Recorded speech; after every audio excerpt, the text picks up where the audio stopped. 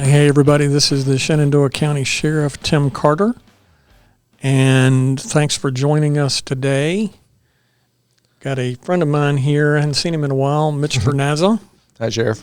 So Mitch has come in, and Mitch used to work here with the Shenandoah County Sheriff's Office for many years, and he did a lot of things with us. One of the things, though, he was involved with was search and rescue. Yep. And so it's that time of year, it's springtime, and a lot of people are out enjoying the outdoors and hiking and whatnot. And I asked Mitch if he'd come in today and just talk a little bit about hiking preparation and safety and that kind of thing. Yeah. I'm glad to be on the show. I appreciate it. It's kind of exciting to be on this side of the microphone. Usually I'm behind the camera. No stress. Yep. No stress at this point. So anyway, Mitch, let's talk a little bit about hiking and things to, as you're getting ready to start doing that.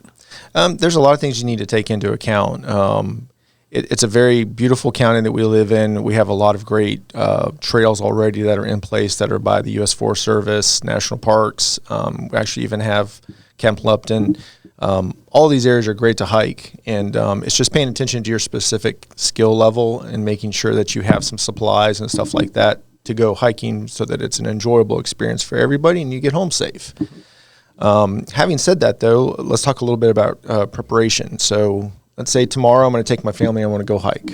Let's say we're going to go to Single Knob and we want to go up to the overlook up there. Right. I'm going to try to go online and maybe look at a couple of reviews to see what's the best way to get up there. There's a lot of websites that you can go to that you can type in Single Knob Trail and it'll tell you the best ways to get up there.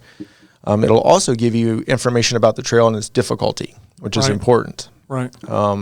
Because some people probably aren't prepared for that kind of elevation hike. Yes, exactly. Everything on a paper or on a screen looks nice and easy because it's flat. Right. It's not until you get there and realize you're getting ready to go up 1,000 foot, 1,500 foot elevation that a person about halfway up there might go, boy, I'm really tired right now. Right. But looking at the trails, making sure you know where you're going.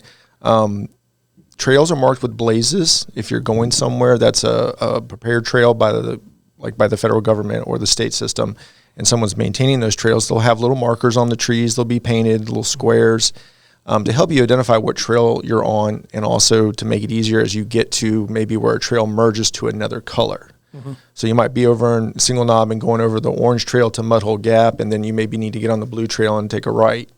And to be honest, that's actually where most of the search and rescues, the quick go out and get somebody who got off the trail or they felt uncomfortable, they didn't know which way to go once they got there. It was when those trails diverged and they got a little turned sideways. Okay. So being prepared and, making sure that you start to think about those kinds of things. After that, what I would do is think about your loadout or your stuff that you're going to bring with you. Right. I built a little bag to bring with me as a showcase to show you some items that I think would be helpful. Right. The total weight of this stuff is about 2 pounds. Right. So it's a very minimal amount of stuff, but it's a very encompassing thing. And everybody should probably prepare their hike based on their skill set, what they need. Some people might need more water. Others might not need as much water, but it is always good to bring water so that you have that available.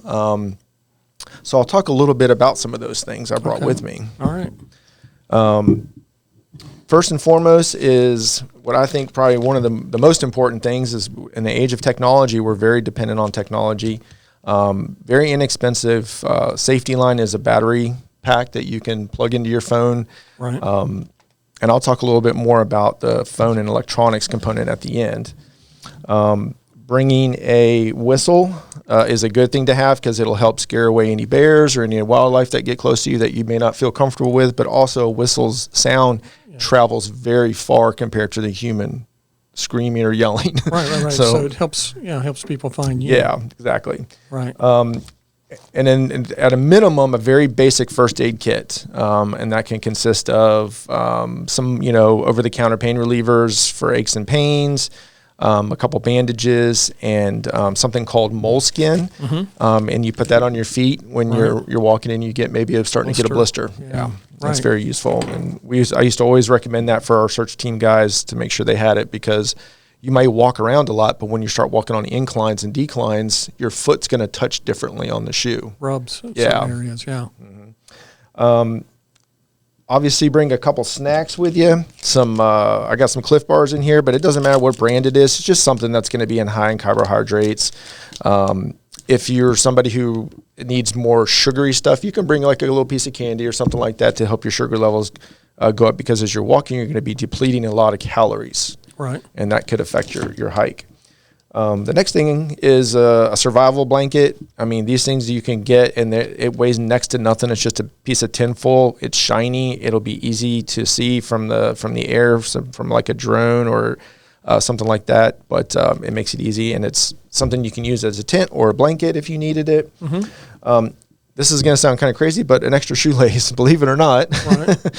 You're not going to get too far if your shoes aren't working properly. It makes it more difficult to travel. So having an extra shoelace is always good. Flashlight. This is something like from a local store, and it's like $1.99, but it's just enough to give you light if you get past, let's say, the evening hours. Maybe your hike went a little bit longer than you expected, because you didn't know how long it would take you to get up and get back. Right. So having that light is nice, because once it starts getting dark, you don't want to be moving around as much, because there's the risk of injury is going to increase dramatically. I think a lot of people, that's what happens. They plan out how to get there, but they don't plan out the time to get back. Yes. So they get up there, and they don't realize, oh, this took like an hour or 2 hours longer than I thought to get here, and then it starts getting dark. Yes. And they didn't plan for the trip back. That's right. That's So right. they get stuck up there during nighttime hours. Yeah. And that's exactly right. And a lot of them happen that way. And we'll get the phone call, hey, we're on a trail. We don't know what color what color the trail is, blazers are. And they get scared, and that causes you to kind of focus on things more stringently, but you're not paying attention maybe to the marker that you just walked by, because you're starting to get scared and your anxiety is going up, and you're going, what am I going to do tonight? Right. Some other little things you can do is flagging tape. There's nothing wrong with flagging a trail as you walk in to help you walk back out. But everyone's going to tell you, if you're using a plastic flag, make sure you pick it up on the way out. Don't leave it there. But if you're not sure of the trail system, and you want to make sure that, when you go in, you can get out the same way, then you can flag off a branch every once in a while if you want. Right. Obviously, a lighter, for obvious reasons. You can start a fire if you needed to, but it's always good to have some way to build something to keep you warm if you needed it. A fixed blade knife is really good, because you can baton with it, you can bushcraft, you can do all kinds of stuff with it. But a fixed blade knife is probably better than a folding knife, but a folding knife will work too. Both of them provide you the same level of tool that you might need. Right. A notebook with some paper in it, or just a couple pieces of paper, something that you can actually use as tinder if you do need to start a fire. And let's say it's been raining, you're going to want something that you can actually burn, because everything was going to be wet if it's raining, or if there's snow on the ground, things would be damp. And of course, you can see I've got little plastic bags here. You put all your stuff in your bag, and that way it's protected from the elements, and you have it. I have a map here. You don't always need stuff like this. However, the Forest Service office provides this in the Edinburgh office. You can go in and get it. I think it's called the USGS, National Geographic map of Shenandoah County, and it is the number 792. And that's the map for Wolf Gap, Single Knob, Storybook Trail, New Market, and Edinburgh Gap, where the ATV trails are and stuff like that. Right. Also, I don't know if we can put it in the description of the link, but there's maps that are available to the public from the Forest Service that basically gives you the trails in Shenandoah County, and you can print them off and put them in your bag and take them with you. Right. And it's a good referencing tool when you start looking at the colored trails, the blazes and stuff like that when you're going for a hike. So it's very helpful that way. Okay. All right. And you have a little satchel there to put it all in. Just a very basic bag, and of course water right. is your last item. So this is maybe a little overkill, but I was just thinking of a very well-rounded bag that you could build yourself, put it in your car, and then if you go hiking, everything's ready. The only thing you would need to replace yearly would be your water and your snacks. Right. It could all just sit in your vehicle. When you go with your family, you've got your little safety net here, and off you go. Right, and I think it's understood. Make sure that you're dressing for the weather. I mean, you may start off and it's certain temperature, certain weather, or whatever, but there's a chance of rain or what have you, or bad weather coming in. Keep mindful of those kinds of things. Yeah, inclement weather is important. Paying attention to that.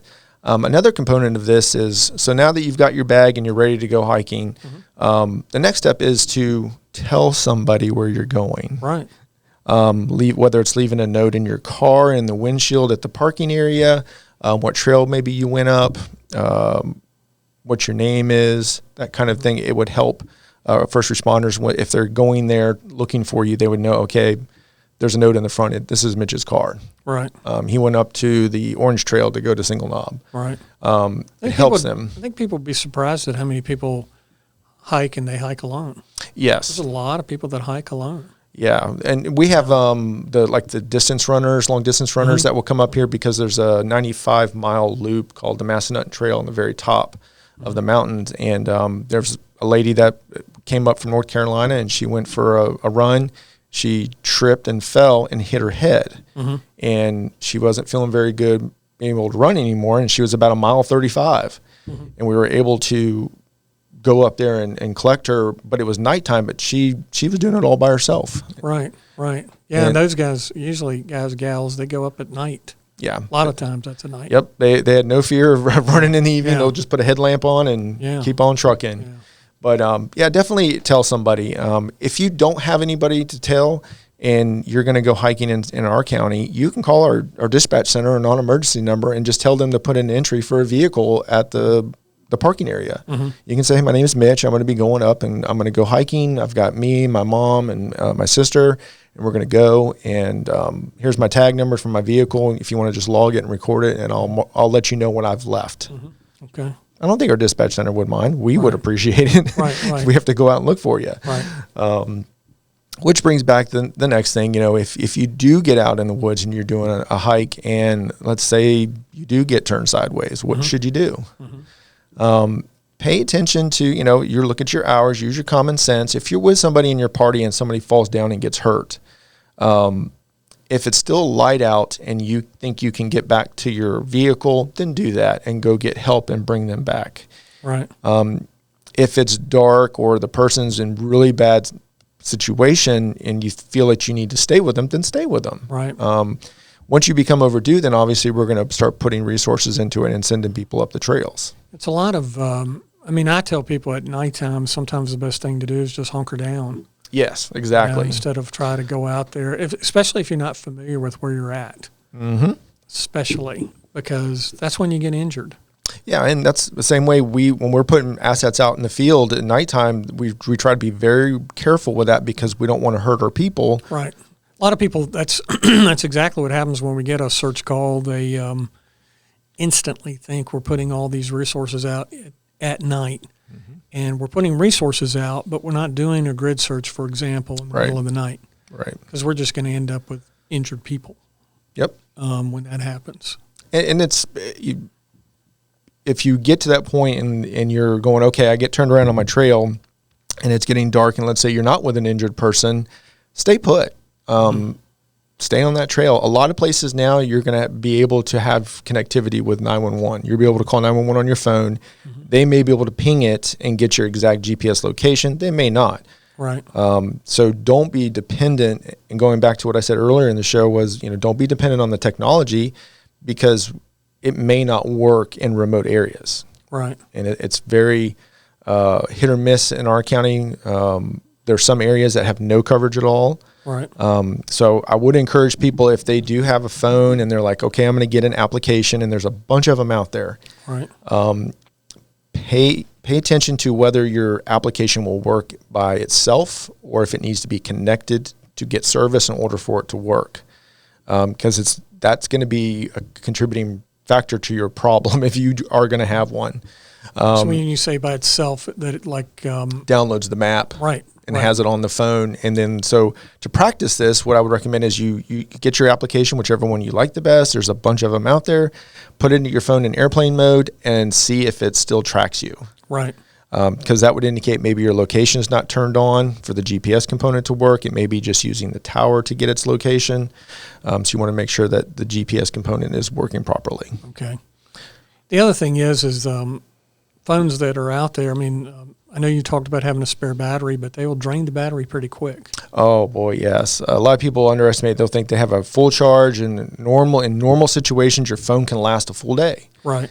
But the minute you go to a remote area and your phone is a larger distance from the tower, your phone's going to be expending more energy trying to connect to that tower. Right. So and it's draining the battery faster. Way faster, exactly. Right. And that's where I think sometimes people get scared a little bit because now they can't call, they can't do anything, and that's their lifeline.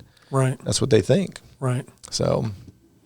So you're out there now, and you've got turned around. You're lost. Again, I think one of the things we tell people to do is hunker down. Don't do a lot of movement at night. Be mindful that we'll be out there with lights and vehicles and that kind of thing. Anything on that? That's about right. A lot of times, what we'll do is once the search starts up, the first 4 or 5 people that get there, they may drive around in a police car with their lights on and their sirens, trying to give you a sense of direction of which way to go. Right. Stay put, stay warm. But the most important thing is just, be calm, be in the moment. Right. Keep your head about yourself. There's not very many places you can go in the state of Virginia where if you don't walk a couple miles, you're not going to run into a road. Right. Try not to go uphill. Right. Try to always go downhill. Right. Stay in the valleys. Water. A lot of times people build houses next to water, so there's a higher chance that you're going to run into a residence if you find a creek and you follow it. Right. Right. Up there with Big Slosh. Yeah. Is that what it's called? Slosh. Yep. When we were planning to do that hike, we hiked just around our not our neighborhood, but you know what I mean, on the roads, and we got there was a period of time where we were trying to get in shape, for lack of better words, because even it's a short walk or hike, it's a pretty steep at some points. Yeah. And you have to have that. You got to work some hills in to get yourself up to speed on that. And again, like you said earlier, I don't know that people have an understanding. They're looking at a map and they don't understand the energy to go from point A to point B when it's an elevation thing. Yeah. And I think there's a lot to be said about preparing and getting yourself into somewhat hiking shape, if you will, before you go out and do some of these trails.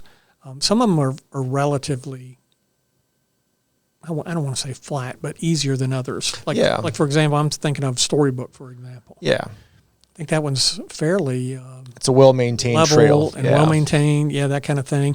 Whereas when you go to Signal Knob or you go to Big Slosh, those are pretty steep at certain points. Yes. And so just to make sure people get prepared for that. Yeah, and having said that, you're exactly right. You're going to build up your endurance to be able to physically handle it. But let's also, I didn't think about this earlier, but pets, if you're walking with animals, some people will take their small dogs with them.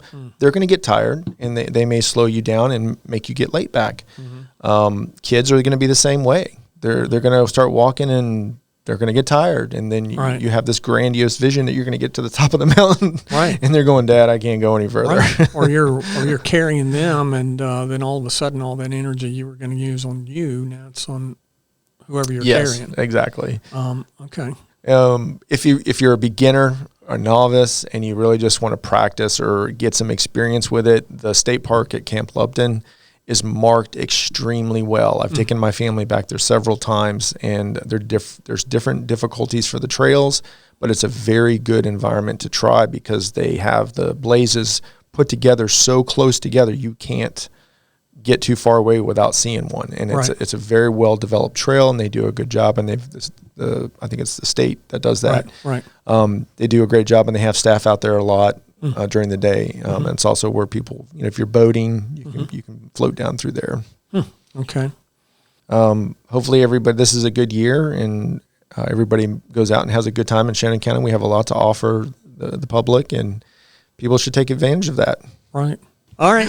Well, hey, Mitch, thanks so much for being with us today. And it's a lot of good information here, a lot of things for people to think about, and appreciate you coming in and talking a little bit about hiking safety with us. Thank you, Sheriff. I appreciate it. This Thank is very you. fun. Sure. All right, everyone. Again, thanks for joining us today. And you can find this podcast and all our other podcasts on my YouTube channel. That's at Timothy Carter. And while you're there, make sure that you click the subscribe button to get new show notifications, and go ahead and smash that like button. Again, this is Sheriff Tim Carter, and thanks again. Have a great day.